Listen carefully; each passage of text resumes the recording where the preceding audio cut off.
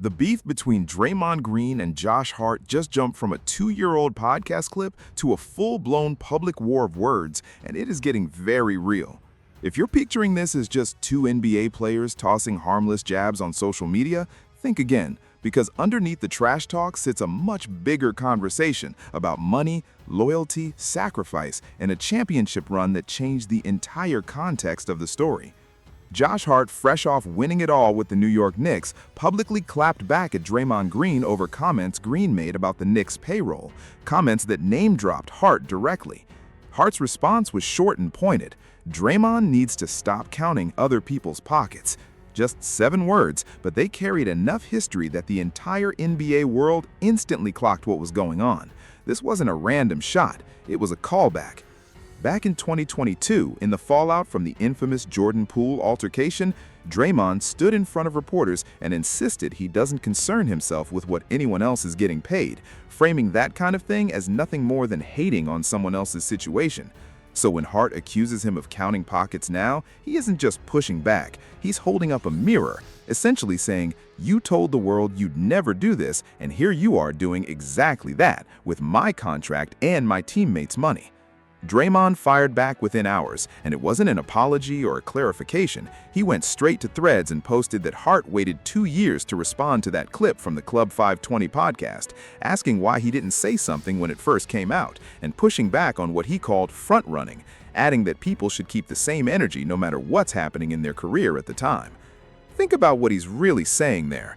Draymond argues that Hart stayed quiet when the original comments were fresh and only spoke up now that the Knicks are sitting on top of the league as champions. In his eyes, that's not a real clapback, that's talking while you're up. Whether you agree with him or not, it's a very on-brand way for Draymond to fight back. He didn't defend what he originally said, he attacked the timing of Hart's response. So how did we even get here? To understand why this exchange lands so hard, you have to rewind 2 full years.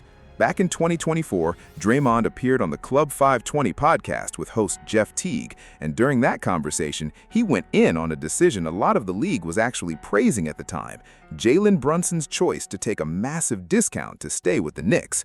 And when we say massive, the scale matters here. Brunson signed an early extension in 2024 worth roughly $113 million less in guaranteed money than he could have landed had he simply waited 1 more season to negotiate.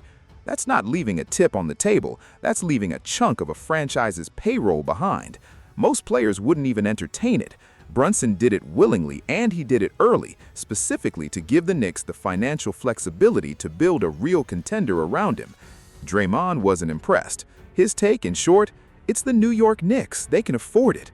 He argued that the Knicks are one of the most valuable franchises in professional sports, playing in the country's biggest market, and didn't need their star handing back money just to keep the roster together.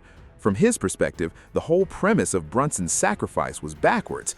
The star should never be the one giving up money. If anyone on that roster needed to take less, Draymond argued it should be the role players, and that's when he named Hart specifically, saying guys like him should be the ones taking pay cuts in New York, not the franchise centerpiece. In his framing, the stars get paid in full and the supporting cast makes the sacrifice. That's just how he sees the natural order of things. And he wasn't just theorizing, he pointed straight to his own career in Golden State as the blueprint, noting he took less money from the Warriors while Stephen Curry and Klay Thompson sat on massive contracts, and that he was completely fine with that arrangement specifically because neither Curry nor Thompson took $1 less than they were owed. And the guy doing the dirty work, setting the screens, guarding the toughest matchup, running the offense, doing the talking, took a smaller number so the whole machine could keep moving. Draymond wore that sacrifice like a badge of honor. So when he watched Jalen Brunson, a legitimate superstar, voluntarily hand back 9 figures, it genuinely offended his sense of how the business is supposed to work.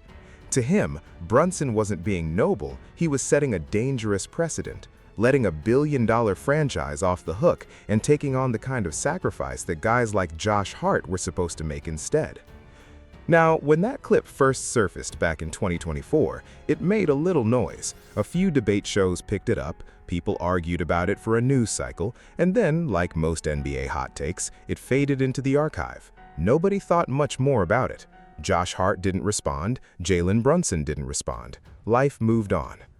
So why is this old clip suddenly the biggest story in basketball this week?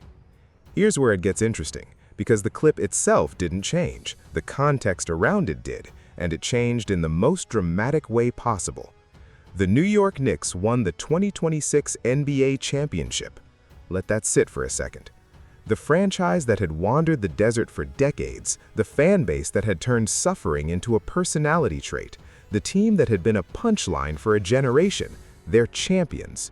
And when you trace how that title roster actually came together, you run straight into one unavoidable fact. Jalen Brunson's discount is the reason it was even possible.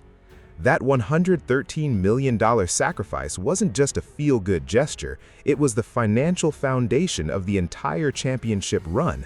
The cap space Brunson's decision created is exactly what let the Knicks go out and land Karl Anthony Towns and Mikal Bridges, two absolutely essential pieces of the team that just climbed the mountain. Without the discount, those moves don't happen. Without those moves, there's no parade down the Canyon of Heroes. The math is that direct. Now replay Draymond's 2024 take against 2026 reality. It's the New York Knicks, they can afford it. The stars shouldn't have to sacrifice. Role players like Josh Hart should be the ones taking pay cuts. Every part of that argument aged badly. Brunson's decision, the one Draymond dismissed, turned out to be arguably the single most consequential financial move by any player this decade. It didn't weaken his standing, it immortalized him. Brunson went from beloved player to New York folk hero, the captain who essentially paid for his own championship. And the clip of Draymond waving that decision off was only ever going to resurface once the confetti came down. The internet never forgets, and championship runs have a way of digging up everyone's worst old takes. That's exactly what happened here. The clip started circulating again, this time with a title attached to it. Suddenly, Draymond's old words weren't just an opinion anymore, they were evidence that he'd gotten one of the defining basketball questions of the era completely wrong. And that's the moment Josh Hart chose to speak up. 2 years of silence broken this week with a championship ring on his finger. You have to appreciate how deliberate his response was, because Hart didn't write a rebuttal or go point by point through Draymond's argument. He reached for one phrase: stop counting other people's pockets and let the history behind it do the rest of the work. Because remember exactly where that phrase comes from. October 2022, the Warriors' practice facility. Draymond Green punches Jordan Poole. The footage leaks, and the entire basketball world spends weeks picking apart the tension inside that locker room. Tension a lot of people tied back to money, contracts, and who was about to get paid. In the middle of that firestorm, Draymond stood at a podium and said he could assure everyone he doesn't concern himself with what other people are earning, calling that kind of thing nothing more than hating on someone else's situation. Those were his words at his lowest professional moment, offered up as proof of his own character. So when Hart throws that exact language back at him over the Brunson comments, the message underneath is brutal. By your own definition, Draymond, what you did on that podcast was hating.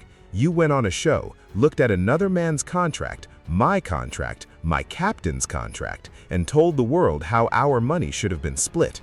You did the very thing you swore you'd never do. But there's another layer to Hart's position that makes this even more interesting, and it's the part most people are glossing over. Hart isn't some max contract guy defending his bag from the sidelines. Hart is already playing on a team-friendly deal himself, a 4-year, $80.9 million extension he signed with the Knicks back in 2023, a number that, for a player who does everything Hart does, rebounds like a center in a guard's body, plays hard every possession, every night, is widely considered below his actual market value. Sit with that irony for a second. Draymond's entire argument was that role players in New York, guys like Josh Hart, should be the ones sacrificing. The reality is Hart had already sacrificed. He'd already taken the kind of deal Draymond was demanding, quietly, without a press tour, without asking for any credit. So from Hart's point of view, Draymond wasn't just counting his pockets, he was counting them wrong, holding him up as an example of a guy who should give money back without apparently realizing Hart's contract was already one of the better bargains in the league. When the guy you name drop as the problem turns out to already be doing exactly what you demanded, the whole argument falls apart on its own. Now, to be fair, let's look at this from Draymond's side, because if there's one thing Draymond Green has never done, it's back down from a fight, and his counterpunch deserves a real look. His Threads response didn't defend the original take at all, and honestly, that's telling. But the front-running accusation isn't just a throwaway line. It's rooted in a code a lot of players genuinely live by. In Draymond's world, if you have a problem with something a man said, you say it when he says it. You don't sit on the grievance, wait for the scoreboard to swing in your favor, and only then bring it up once you're holding a trophy and he isn't. That's what he means by staying on the same energy at all times. Real ones respond in the moment, win or lose, and only front-runners wait until they're up to start talking. And look, there's a version of this argument that actually holds up.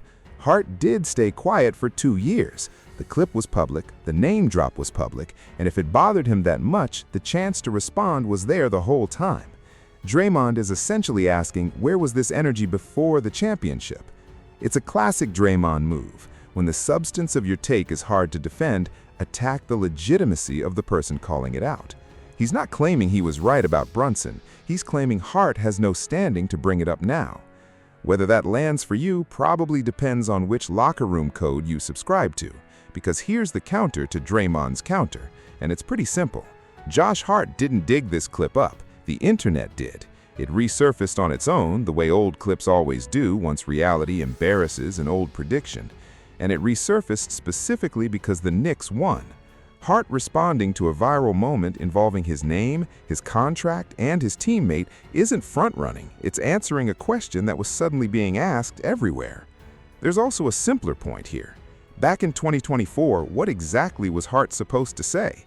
Just wait, we're going to win a title and prove you wrong? Talk is cheap in this league. Hart and the Knicks answered the only way that actually matters. They went out and won the whole thing. In a real sense, the championship was the response, and this week's message was just the receipt. You could even argue Hart was operating on the exact timeline Draymond claims to demand.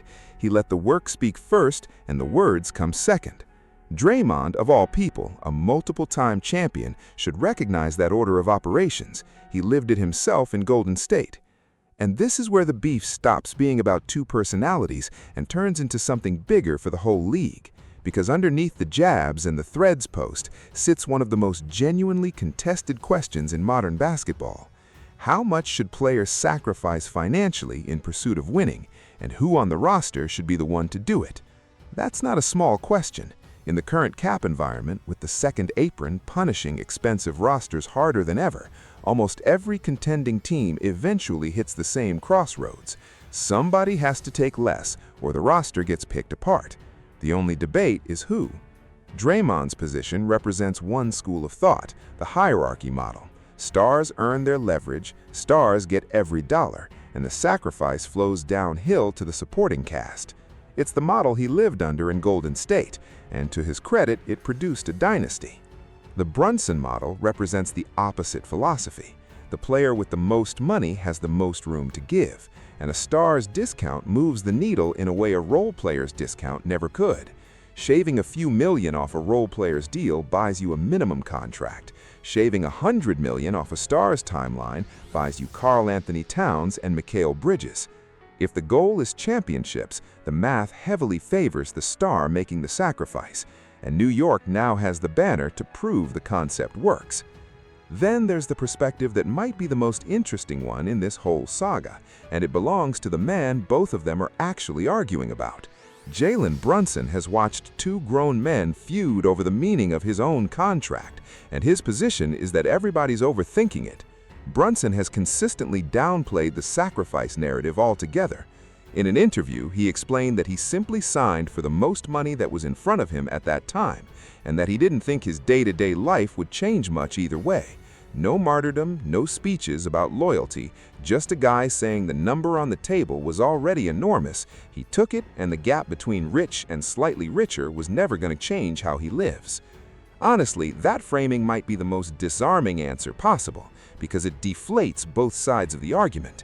To the people canonizing him as a saint of sacrifice, Brunson is basically saying, relax, I'm doing fine. And to Draymond's claim that he set a dangerous precedent by giving money back, Brunson is essentially saying, I didn't give anything back. I signed what was in front of me and moved on with my life. While Draymond and Hart trade shots about his pockets, the owner of those pockets sounds like the least bothered man in America. Meanwhile, he's got a ring, a city that worships him, and a locker room that would run through a wall for him. Whatever he sacrificed on paper, it's hard to argue he didn't walk away holding everything that actually matters. And you can't fully understand Draymond's stubbornness without understanding what that Golden State arrangement actually cost him, because his position isn't coming from nowhere, it's coming from a wound. Draymond spent the prime of his career as the third or fourth highest paid player on his own team, while being, by almost any advanced measure, the engine of a historic defense and the connective tissue of a dynasty. He watched teammates cash in around him. He watched the franchise's value explode partly off the back of his labor. And he made peace with all of it by telling himself a very specific story. This is the natural order. The icons get theirs and I sacrifice so the empire stands. That story only works if the hierarchy applies everywhere. The moment a superstar somewhere else voluntarily flips that pyramid and gives back $100 million so his role players can eat, Draymond's entire framework gets called into question. If Brunson can do it, why was it unthinkable in Golden State? If a star sacrificing is what actually wins championships, what does that say about the model Draymond spent a decade defending? I genuinely believe that's why the Brunson deal irritated him enough to bring it up on the podcast in the first place. It was never really about the Knicks' payroll, it was about the precedent it set against the very arrangement Draymond built his identity around. And think about everyone caught in the blast radius of this feud, because it stretches well beyond the two names in the headline. For the Knicks locker room, this is free fuel. Championship teams famously go hunting for disrespect the season after they win, and Draymond just handed them a fresh supply, an all-time great openly dismissing the financial decision their title was built on. For the Warriors, it's another chapter in a familiar book, their emotional leader creating headlines that have nothing to do with the team's actual season, and teammates now fielding questions about a beef they had no part in starting. For the league's media machine, this is a gift that keeps giving for months. Every Brunson interview, every Hart appearance, every Draymond podcast episode is now a potential flashpoint. And for fans, it's the rarest kind of NBA drama, a beef where the trash talk is actually attached to a substantive question. This isn't two guys arguing about a hard foul. It's two respected veterans publicly litigating how a championship roster should be built and paid for, with a fresh title serving as the evidence. You couldn't script a cleaner collision of pettiness and substance if you tried. So where does this go from here? Because make no mistake, this story isn't over. Feuds like this never end on a Threads post. The immediate future is easy to predict. Both of these men live in front of microphones. Draymond has his podcast, and there's essentially zero chance he lets this die without a full monologue giving his unfiltered version of events. Hart is one of the most active, sharpest online presences in the entire NBA, and he now holds the ultimate trump card in any exchange. He can simply post a picture of the ring. Every media day question, every podcast appearance, every time these two franchises cross paths, this is getting brought up. And circle the obvious date on your calendar, the next time the Warriors and Knicks meet on the court. This goes from social media straight to face-to-face. Draymond Green has never once in his career avoided confrontation on a basketball floor, and Josh Hart, for all his jokes online, plays with that exact same edge. Two of the league's premier agitators, one unresolved grudge, and a national television audience. That game just became appointment viewing. But the longer-term ripple effect might be the bigger story here, because the Knicks didn't just win a championship, they won an argument. Front offices around the league watched a superstar take a historic discount, watched that discount directly convert into two all-star caliber teammates, and watched the whole thing end in a title. Every team with a franchise player approaching an extension is going to reference the Brunson blueprint, and every agent representing that player is going to be fighting against it. That tension between what's best for winning and what's best for earning is about to define contract negotiations for the next decade. And in a strange way, Draymond's resurfaced take is now Exhibit A in that league-wide conversation. He planted his flag on one side of the debate. The other side just won a championship, and the guy he named as an example is the one holding the receipt. So here's where things stand. Draymond Green went on a podcast in 2024, dismissed Jalen Brunson's discount, and said role players like Josh Hart should be the ones taking pay cuts. 2 years later, the Knicks are champions. That discount is the direct reason Karl Anthony Towns and Mikal Bridges are in New York, and the clip has aged about as badly as any take in recent memory. Hart answered by turning Draymond's own words about counting pockets back on him, all while sitting on a team-friendly deal of his own. Draymond fired back by calling him a frontrunner who only talks while he's up, and the man in the middle of it all, Jalen Brunson, insists he simply signed the biggest deal in front of him and went about his life. Based on everything we've laid out, here's my prediction. This doesn't cool off, it escalates, and the first Warriors-Knicks matchup of next season turns into the most watched regular season game on the schedule, with cameras locked on every single interaction between these two. But now, I want to hear from you, because this beef really comes down to one question. Is Draymond right that stars should never be the ones sacrificing and that Hart is front-running by responding 2 years late? Or did Josh Hart just deliver one of the cleanest clapbacks of the year, backed by a championship that proves Draymond's take wrong for good? Drop your verdict in the comments, Team Draymond or Team Hart? And make sure you're subscribed with notifications on, because the moment either of these two speaks on this again, and trust me, they will, I'll be breaking it all down right here.